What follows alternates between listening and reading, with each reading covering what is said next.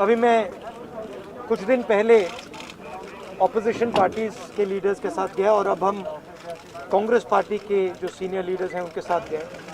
राष्ट्रपति से हमने कहा कि ये जो कानून बनाए गए हैं ये किसान विरोधी कानून है और इससे किसानों का ज़बरदस्त नुकसान होने वाला है, मजदूरों का, किसानों का।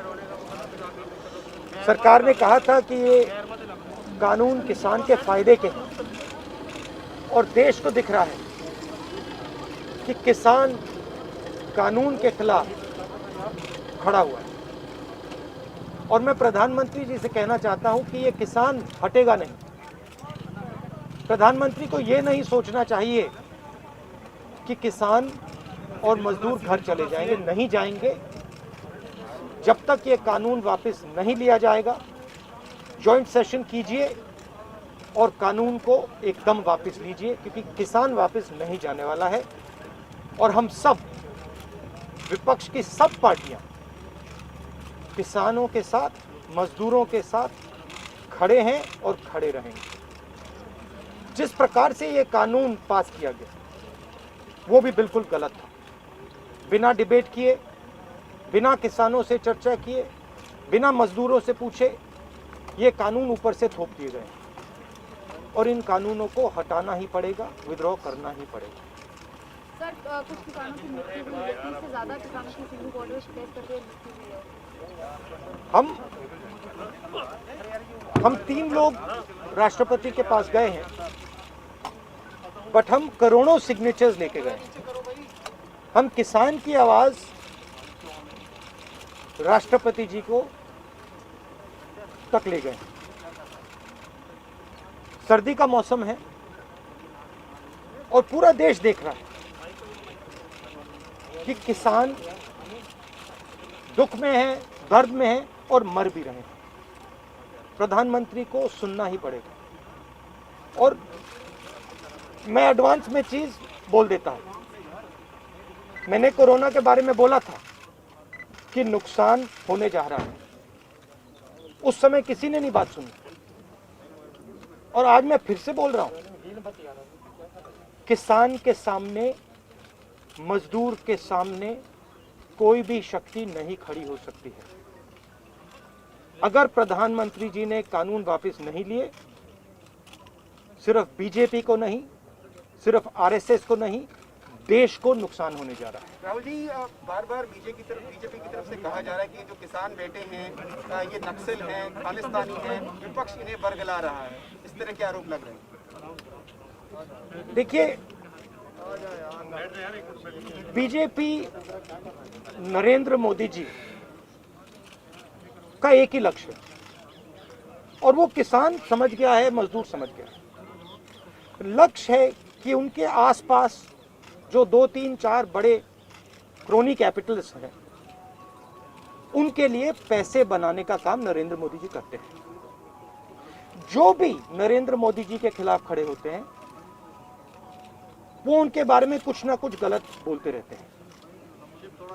किसान खड़े हो जाएंगे तो किसान को आतंकवादी बोलेंगे, मजदूर खड़े हो जाएंगे तो मजदूर को आतंकवादी बोलेंगे।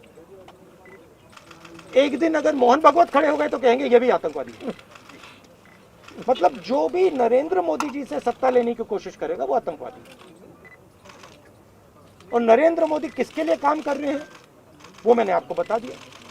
उनके 2-3 आसपास के क्रोनी कैपिटलिस्ट हैं जिनको वो पूरा का पूरा हिंदुस्तान पकड़ा रहे हैं। ये रियलिटी है। आपने अभी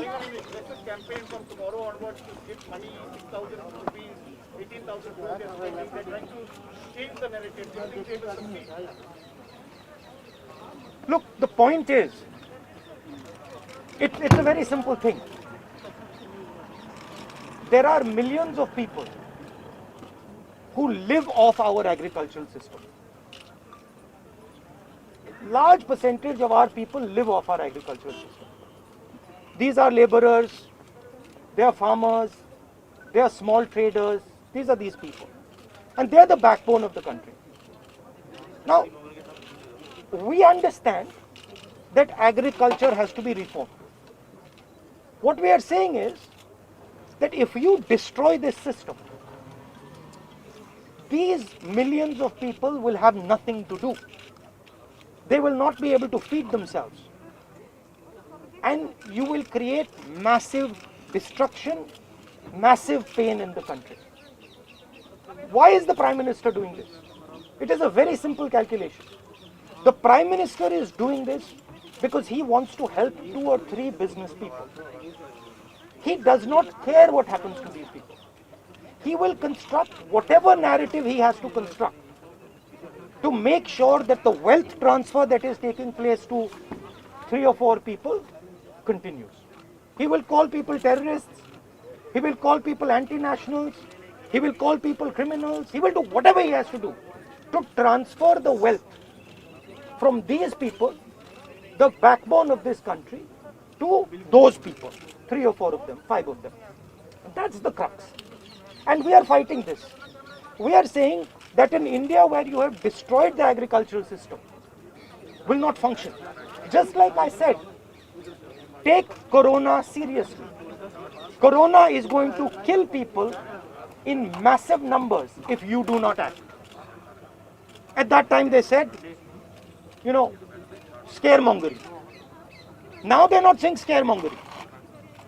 When I suggested to the Prime Minister that do not do this in a centralized way, give power to the chief ministers, he didn't do it. He caused thousands and thousands of people to die because he didn't do it. And then afterwards, after I said it in the press conference, he did it. So the point is, you have an incompetent man who is controlled by certain other people. This is what India has to understand. This is what all youngsters have to understand. You have an incompetent man who doesn't understand anything, running a system on the behalf of 3 or 4 other people who understand everything. And their aim is to take huge amounts of money from the poor people of India and put it in their pockets. And that is what we are fighting. And frankly, it doesn't matter what you think right now, because all of you will face this. There's not going to be a single person in this country who's not going to face this. If you're a farmer, you will face it. You're a small businessman, you will face it. You're a journalist, you will face it. This is an assault on the idea of India. That is why we're standing here. That is why I've gone to the president. That is why we've signed these forms. So you posted a tweet about Wayanad yesterday about a family which was struggling while doing their farming. But there are several more instances like this. But the BJP is saying that this is just Punjab and farmers who are protesting here at the gate delegates. No other farmer in the country has a problem with the reforms. That's just not true. That is just not true. We are not allowed to go out. We are not allowed to go out of the ICC office. The police stops us from going out. Why don't you let us go out? Why don't you let me go and tour in the states? See what happens. Every single farmer of this country, every single labor of this country will stand up. But आप police लगवाते हो, हाथरस जाते हो, arrest करते हो, तो AIC से हमारे MPs को बाहर नहीं निकलने देते हो, और फिर कहते हो कि भैया मतलब सब कुछ ठीक है. और Prime Minister needs to realize that there is a limit to this. आपने थोड़ा सा करना है, आपने 2-3 लोगों की मदद करनी है, थोड़ा सा करना है, आप कर सकते हो. बट जिस प्रकार से नरेंद्र मोदी कर रहे हैं, मैं फिर से दोहरा रहा हूं, हिंदुस्तान के किसी भी युवा को रोजगार नहीं मिलेगा. सारे छोटे बिजनेस, सारे मिडिल साइज बिजनेस खत्म हो जाएंगे. और दूसरी बात याद रखिए, जिस चीज को आप सब भूल गए हैं, चाइना बॉर्डर पे बैठा है. चाइना ने हिंदुस्तान की हजारों किलोमीटर जमीन छीन ली है. प्रधानमंत्री उनके बारे में क्यों नहीं कहते? उसके बारे में चुप क्यों है? तो मेरा कहना है कि पूरा का पूरा कॉम्बिनेशन बन रहा है.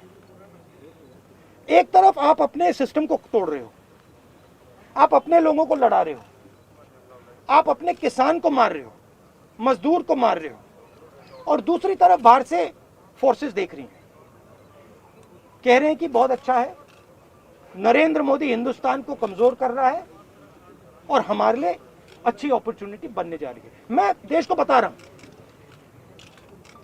मैं वार्निंग दे रहा हूं कि आप देखिए क्या हो रहा है.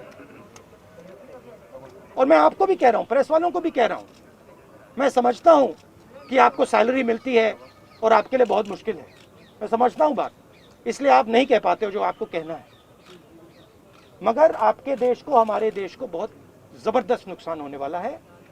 बहुत डेंजरस रास्ते पर ये देश चल रहा है, ये मैंने कहना है। कांग्रेस के नेताओं को डिटेन कर लिया गया है। आप लोग मार्च लेके यहाँ पर आ रहे थे, अभी जो है कांग्रेस के तमाम एमपीज को इंक्लूडिंग प्रियंका जी को भी जो है डिटेन कर लिया, उसका आपको क्या?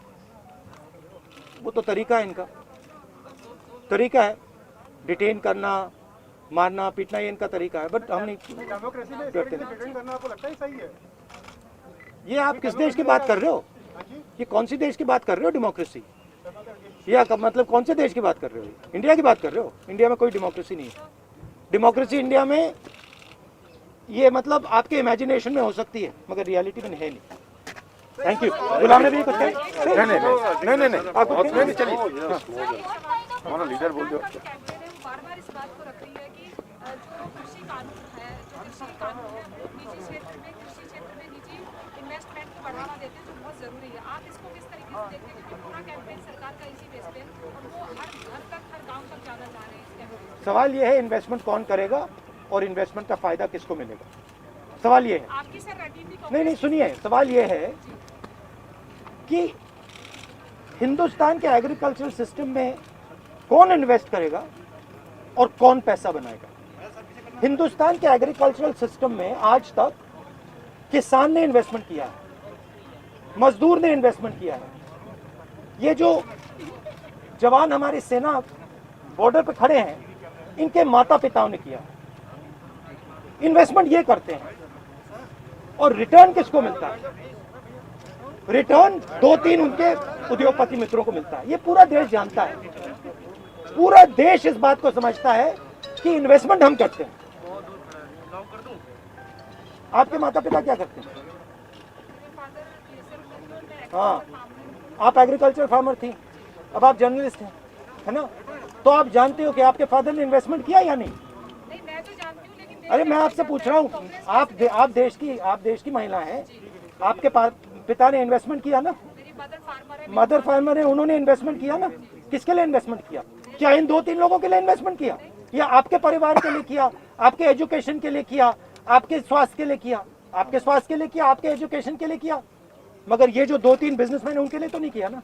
तो सवाल यही है, इन्वेस्टमेंट कौन कर रहा है? आपके माता पिता ने किया, करोड़ों किसानों ने किया, और रिटर्न किसको मिल रहा है? यही हम पूछना चाह रहे हैं कि क्या कांग्रेस की कोई रणनीति है इस बात को काउंटर करने के लिए, गांव तक जाना? काउंटर करने की जरूरत, काउंटर आप क्या बात कर रही है? काउंटर करने, आप क्या बात कर रही है काउंटर करने के? मतलब आपको ये नहीं मालूम कि, अरे भाई आपको क्या, आप क्या हिंदुस्तान के किसान को बेवकूफ समझती हैं क्या? तो फिर अगर आपको समझे तो उसको कैसे समझ नहीं है? अगर ये यहाँ पे लाखों लोग जो बैठे, हजारों लोग जो बैठे हैं दिल्ली के बाहर, क्या ये सुनिए, ये जो लाखों लोग आए, क्या ये मिठाई खाने आए क्या इनको समझ नहीं है क्या हो रहा है? इनको समझ नहीं क्या हो रहा है? इनको मालूम है, क्लियरली मालूम है, इनको मालूम है नरेंद्र मोदी चोरी कर रहा है। इनको मालूम है कि ये दिन भर इन्वेस्टमेंट करते हैं, 24 घंटा इन्वेस्टमेंट करते हैं और उधर इन्वेस्टमेंट कहीं और जाता है, रिटर्न कहीं और जाता है। Thank you.